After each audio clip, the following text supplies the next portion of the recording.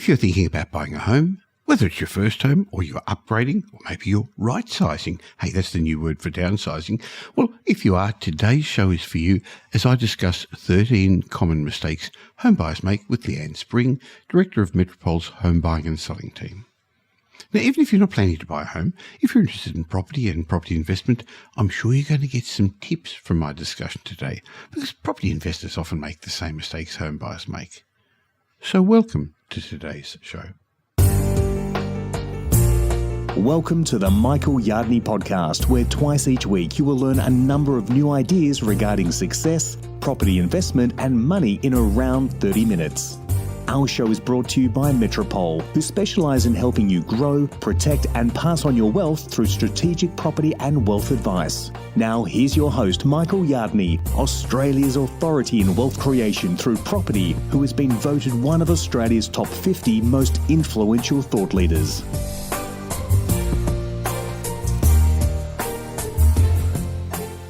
Boy, has that property market moved on. It's moved to the next phase, the correction phase of the property cycle. And this means both buyers and sellers are going to need to adjust their strategies to be successful.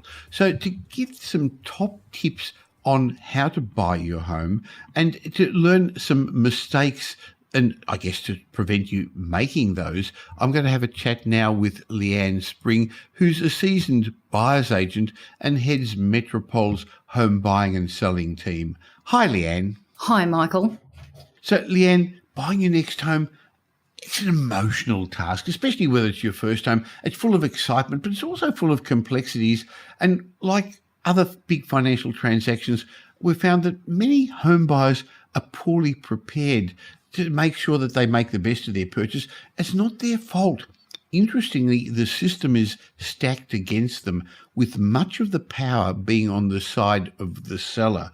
And since you've been involved in real estate for a long time, helping property investors and also home buyers, I'd actually just like to walk through some of the common mistakes you see home buyers make, ones that they should avoid to help them win their transaction. So let's go through a couple.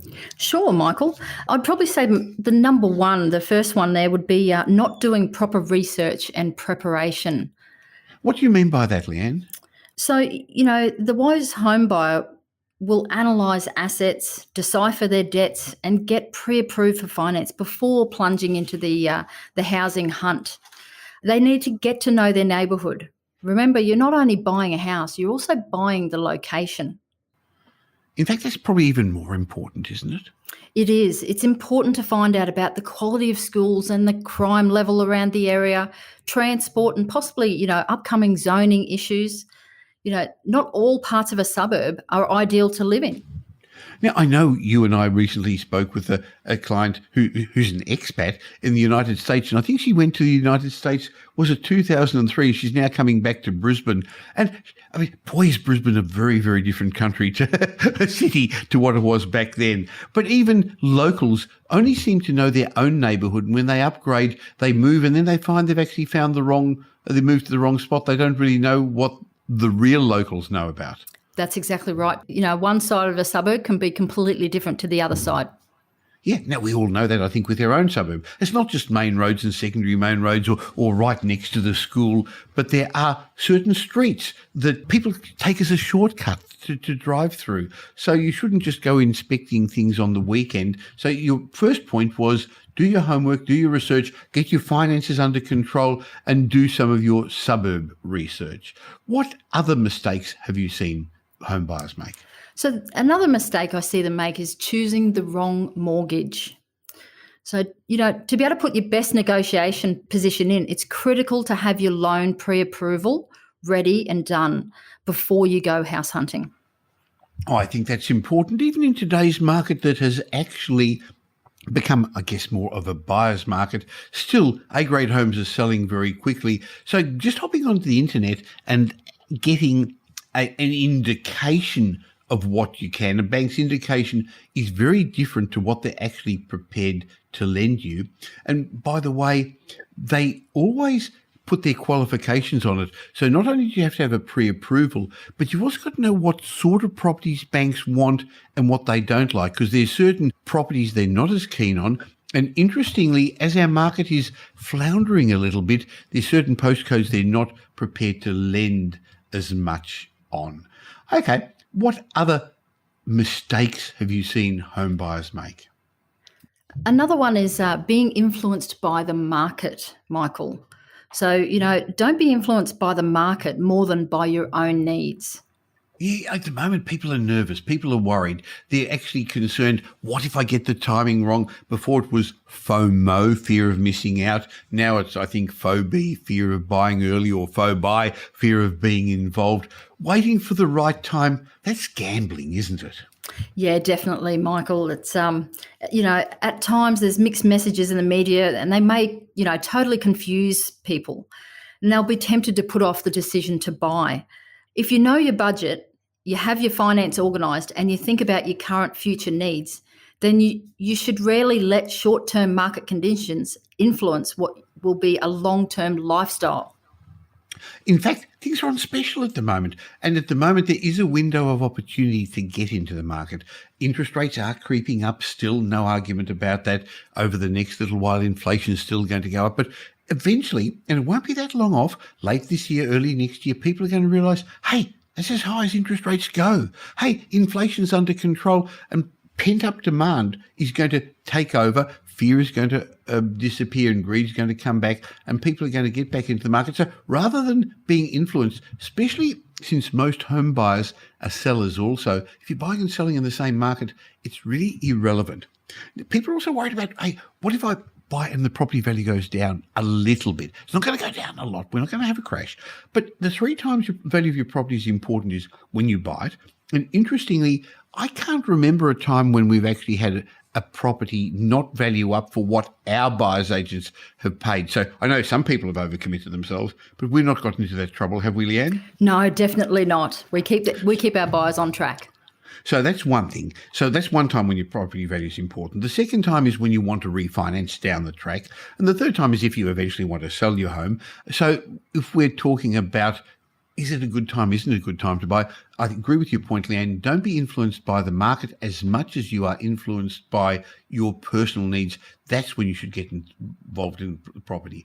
Okay, we're going through the mistakes you're seeing and you have seen in your many years of experience home buyers make. What's another mistake? Here's a big one, Michael, going beyond your budget. Every home buyer knows that feeling. You're looking at a home that fits your budget, but it's much more expensive, than you're wanting to spend. Emotions run hot and it's very easy to get carried away. That's human nature, isn't it? It is. The problem is when you buy a home that's way out of your price range, it could very well derail your finances in the future. Sure. So don't be tempted. The bank's offered you its limits. We've already said find out what your limit is, and it's done that for a good reason. Interest rates are still going to go up a bit. But the other thing, Leanne, is there's always unexpected costs involved, aren't there? There are definitely. The homes are expensive for a reason. The other thing, of course, is that your own circumstances may change, whether it's work changes, health changes, other things. So don't go beyond your budget the bank's given you for a reason. I guess one of the mistakes you'd see people making all the time for home buying, and unfortunately also for investing, even though it's easier for us to control, is falling in love with a property. Yes, that high emotion, you can see at the moment they step in the door, they instantly fall in love. Sales agents are looking out for it. That's what they're looking for. So, the biggest mistake is to let that sales agent see your emotion. Now, you're allowed to fall in love with the property. You're meant to. It's your home. It's your castle. You want your heart to sing when you come home there. You want your eyes to light up. And so you're allowed to fall in love. But I believe part of the benefit that our team at Metropole can bring to prospective purchasers is allow them to fall in love with the property, but not with the deal. Don't let emotions get involved with the deal. So sure, don't show the agent how excited you are about this. And similarly, have somebody on your side who's a trained negotiator. Otherwise, the selling agent, who is a trained negotiator, will get the last cent out of you. And again, if you have fallen in love with something that's outside your budget, which you mentioned a while ago, I guess you just got to move on, don't you? But it's not all about money. It's not all about price. In fact, you don't want to necessarily buy a cheap property. Price is what you pay, value is what you get. But you should make your buying decision on the right sort of property, one that's going to suit your needs over the long term. Now, depending upon when you buy a home at auction or private sale, having the right protection clauses in your contract is something that I know we help our clients with by protecting them, but I think it's a mistake a lot of emotional buyers make. They just sign the contract as handed to them by the selling agent, Leanne. Yeah, definitely. They're so eager to wrap it up. They'll quickly sign the paper without getting their solicitor have a look and to put the right clauses in. So don't sign anything until you're sure your interests are protected. Now, the standard contract of purchase, it depends what state you're in. The rules change slightly, has got a cooling off period. It varies from state to state. It doesn't occur at the normal auction conditions. But don't be fooled by an agent who says, oh, look, you can always change things later. Look, you can always ask for an extension later on. Doesn't work that way, does it? No, it doesn't, Michael. You can't be assured that they're going to allow you to add any extensions later. So, you want to get the contract done right first time. Definitely. So the seller doesn't have to agree to any of your requests. Okay, let's have a look at what other mistakes you've seen buyers make. Another one I would say is underestimating the full costs of buying the home. Yeah, many home buyers fail to budget for the full costs associated with buying the house. Firstly, there's acquisition costs, things like stamp duty, rates, valuation costs, loan application fees, and mortgage insurance. But apart from budgeting for moving costs, being prepared for the unexpected when you move into your new home. It's funny how things have a habit of not working. They're working for years and then they break down just as the new owner moves in. You're right, aren't you? It always has a way of doing that. So I agree with you. Set aside a budget for those irritating, those things that you didn't expect. And I think we all underestimate the cost of owning a property, especially if it's your first property, because if you're renting, you don't have outgoings like rates and insurance and maintenance. Now, you said a moment ago about rates and things when you settle. People sometimes don't realise that. You actually adjust for rates. So there actually is a cost involved in taking over somebody's commitment for a property. And that's what your solicitor should tell you, set out really early in the piece. So if your bank has given you a budget, always leave a little bit extra, leave a buffer behind to see you through. What other big mistakes have you seen home buyers make, Leanne? Another one, Michael, is that, they buy when they're fed up. They're fed up with looking. They're exhausted. So, someone's been looking for months, but they haven't found their dream property. The agents are misleading them and, they may have been outbid by someone who had deeper pockets than them. One big mistake home buyers make is buying a property out of desperation. Now, this happened so much last year, didn't it, during the property boom when FOMO just scared people. I'll just buy anything. They took shortcuts, didn't they? They missed out on their due diligence. And while a rising tide lifted all ships and made their decisions look good then, I think in today's market, and it's going to come home to roost for some of those too, making the wrong decisions is going to be something you regret for a long time. So rather than buying out of frustration, sometimes the right answer is just stop for a while. Just have an emotional break or get somebody to be that emotional buffer between you and the market and actually have a buyer's agent look in all the nooks and crannies for you and find those silent sales for you and find those off-market properties for you that you can't find. And they are still around, aren't they, Leanne? Yeah, definitely they are, Michael. I quite often say to my clients, patience can save them a lot of money. Making the mistake, it's very costly to get out of. So patience and finding the right thing is the most important. Very much so. And again, that's why it's worth having somebody on your side looking after you and protecting you like a buyer's agent. Now, I know some people are going to be listening to this and saying, oh, they've got a vested interest. And yes, you have. We've got a business that helps clients in Melbourne and Sydney and Brisbane and Southeast Queensland. buy their homes and buy their investment properties. And we've helped hundreds of people do that last year and again this year. And for the last 2 decades, we've been doing that. But we have the vested interest in doing the right thing by our clients. And since we don't have any properties for sale, we can help you find those hidden gems. And interestingly, I know that the teams in Melbourne, Sydney and Brisbane, a large percentage of the properties they're buying are off market. And in today's market, where in general it's moved a little bit in favour of the sellers, you think, well, why would they bother with off-market sales? And the answer is last year they knew anything they'd put on the market they'd sell for even more than they were expecting. So today some sellers are just sitting back uncertain. But if the right thing comes along, if the right offer comes along, if a correct buyer comes along, they're prepared to consider it. So I know your team actually is buying a lot of off-market properties that other people just don't even know about. Yeah, definitely, Michael. We get the heads up to most properties, early, and agents have properties where they're just, the sellers, like you said, are just not quite sure whether they want to sell right now. Well, you said the heads up because the other thing is there are pre-market opportunities. So some are off-market.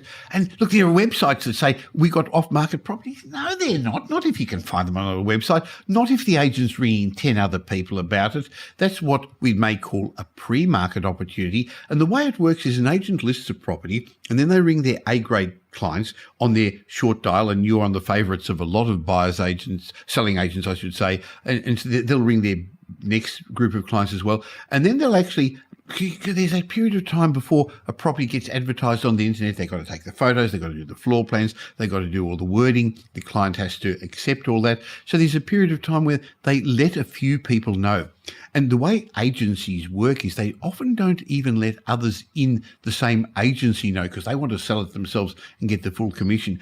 And if after that week they don't tell, it hasn't actually sold, they then will tell the other people in their office, the other selling agents are going to ring their A-class clients, and it moves on. And eventually it goes to the open market. So if you're interested in getting the opportunity, that's...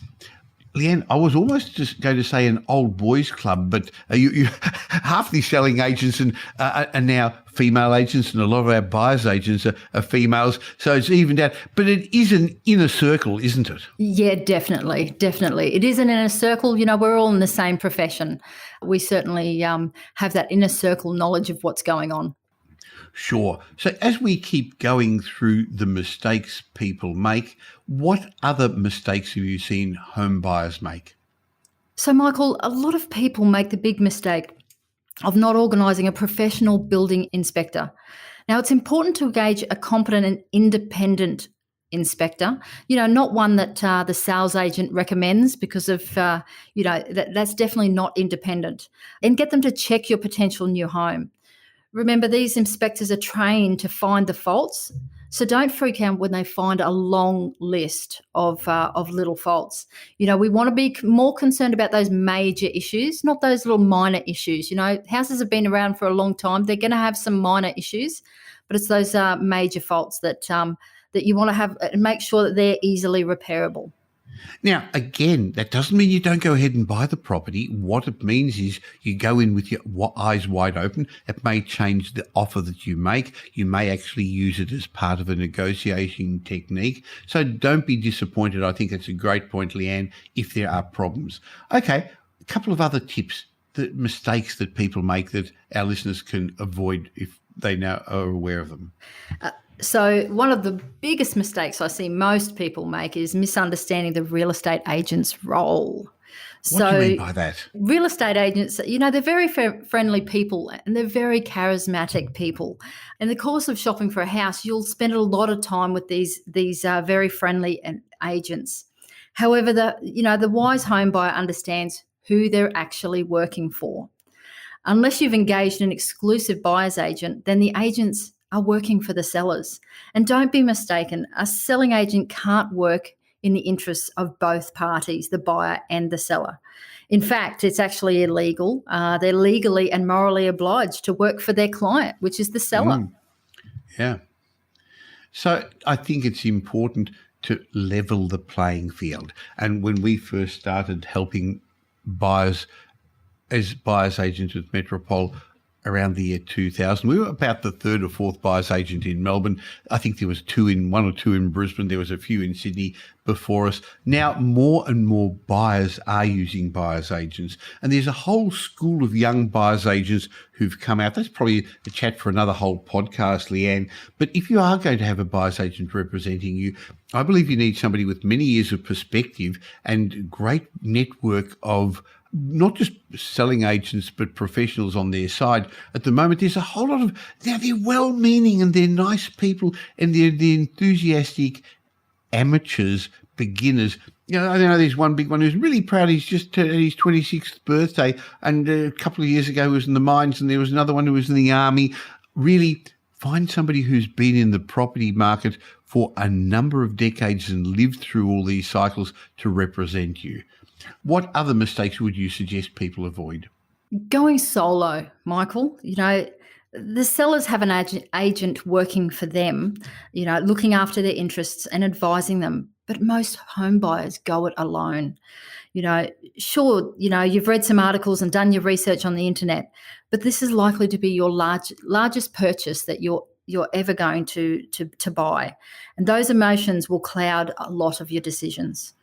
You wouldn't go to court without a solicitor on your side. You've probably got a good head and shoulders on you. You probably understand the buying process. You probably don't have the perspective, though. And as we've said 2 or 3 times already, emotions are going to get in the way. So I really believe, and I know we are selling our services. We are recommending you have a chat with Metropole, but there are a whole lot of other very good professional buyer's agents out there as well. So don't do it on your own. And I think another mistake people make is to think that this list is exhaustive. We've spent a lot of time, Leanne, talking about this, but there are so many issues to consider when you're buying your home. Now, we've talked about buying a home here. Some of these apply to buying an investment as well, but I know that at Metropole, you and your team have a process, a 6-step process to helping people buy their home. And this is different to the strategic approach we take for investing. But I think we've also got to recognise that most people's home will not be their final home. So therefore, you do have to have a bit of an investment hat on when you buy the home, don't you, Leanne? Definitely, Michael. To get that right prosperity, you've got to be thinking like an investor.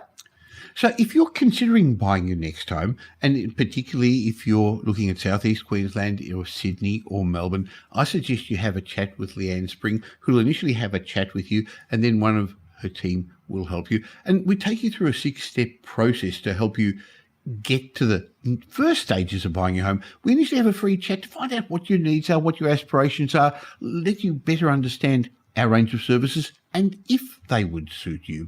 And then once we understand your current and your future needs, we formulate a detailed brief. We help you define your budgets. We refer you to finance if you need to get the loan and get yourself set up. And then we begin the research, searching for, as we already said, both on-market and off-market properties. And then we present you with a shortlist. So we save you the time and trouble, and we keep working with you until you find your next home. And now, Leanne, I know just a short while ago, you proudly told me about one of the clients who was actually one of the longest searches, but I was impressed with your patience. How long did that one go on for? Well, Michael, that one actually exceeded the 12-month mark, which is just totally unheard of. But you know, patience is the key. Sure. And now they're really, really happy. And so I think your experience and your maturity showed that. And then once we find the right property, we negotiate it on your behalf, or we bid at auction for you and we secure the property. And that's not the end of it. So after all the homework and all the research, and that's the easy thing for us to do, because we've got all the databases, we've got all the research, we've got a research department behind us, we've got our years of experience, and we understand why one side of the street is better than the other, why one suburb is better than the other. Then it's getting the right property. And then we don't stop, because there's all the paperwork and all the stuff later. We work with you, your solicitor, up until settlement. We do the pre-settlement inspection. So I think whether it's your first home or your next home, our experts should be on your side. We've got close to 50 years experience in property. We've been involved in over $5 billion worth of property transactions. So go to metropole.com.au, find out about our range of services, And Leanne, would you be happy to just have a chat with anyone who's interested in finding out about our home buying service? Definitely, Michael. I'd love to have a chat to them. So I'll leave a link in the show notes, and I look forward to, as does Leanne, being part of your home buying journey. Thanks, Leanne. Thanks, Michael.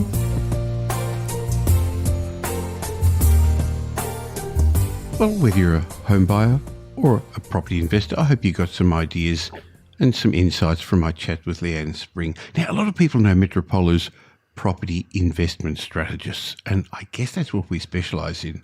But with close to 5 decades of experience in home buying and property investment, we're, I guess, one of Australia's most trusted buyers agents, and we're here to help you with your next home purchase as well, whether it's your first home or your next home.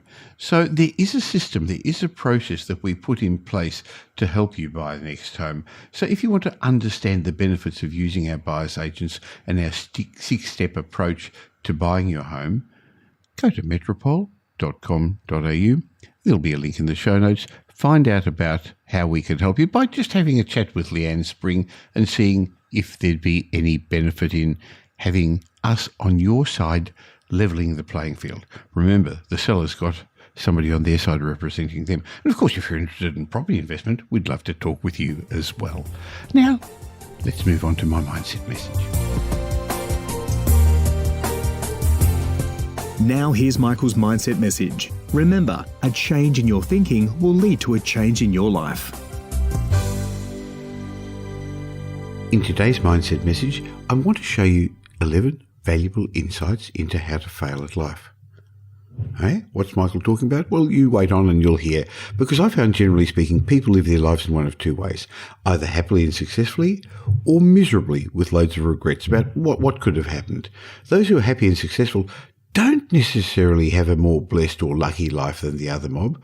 In fact, they could live in the same type of house, have the same family situation, have the same job, have the same assets. So what sets up these 2 polar opposite ways of living apart? And personally, I think it's got a lot to do with how we choose to live our life, with the things that happen to us as we go along the way. You see, let's take mistakes and failures. While perceived mistakes and failures knock some people down, it knocks them down for a long time. Others learn from them. They get right back up. They just do things a bit differently according to the lessons they've learned. Now, I remember one of my mentors, Jim Rohn, the late Jim Rohn, once said, "It's just too bad that failures don't give seminars, because understanding why some people never seem to get anywhere in terms of happiness and success, no matter how hard they try, that could be a very valuable learning tool." So in today's mentorship session, rather than giving you the standard 10 tips on how to be successful or something like that, I'm going to show you 10 things you should never do if you want a rewarding life.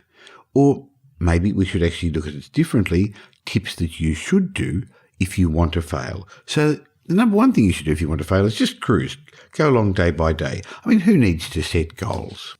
Why don't you just wait and see what happens, what takes your fancy when you wake up, and stumble along through each day? If you want to fail in life, the next thing you should do is stay in your comfort zone. Think about it. To grow as a human being requires work, and more often than not, it requires embracing the unknown. I don't want to stress. Instead, just remain safely in your own little cozy zone. As we're looking at things you should be doing if you want to fail in life, one of them is just believe in nothing. Cynicism requires a lot less work than believing in something, because if you do, then you might actually have to do something about it. So why don't you just go around pointing out flaws in everything and always looking for what could go wrong? If you want to fail in life, talk a lot. I mean, why bother listening to what other people have got to say?